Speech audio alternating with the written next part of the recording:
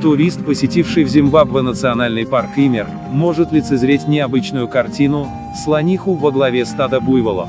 Эта удивительная история началась в 70-х годах, когда маленького, осиротевшего слоненка нашли люди. Родителей малышки Нзону пристрелили браконьеры, и зоологами было решено перевести ее в заповедник Имер, где в то время не было ни одной группы слонов. Вместе с ней, в тот период был также спасен еще один молодой самец, их решили свести со стадой буйволов, единственными крупными обитателями парка.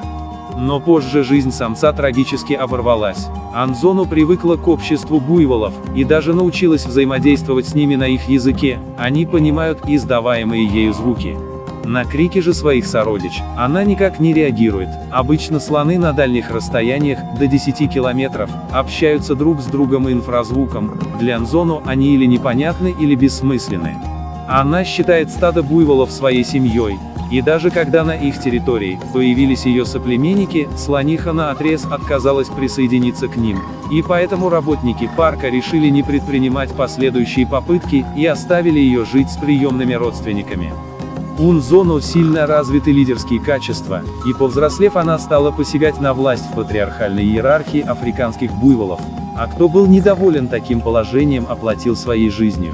За долгих 40 лет управления, слониха растоптала 14 молодых быков, претендовавших на ее титул.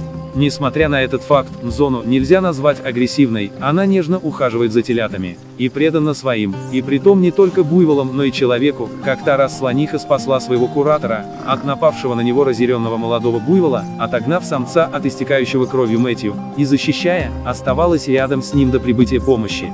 Нзону является старейшей слонихой в заповеднике, и самой известной из животных, живущей ныне на территории Зимбабве.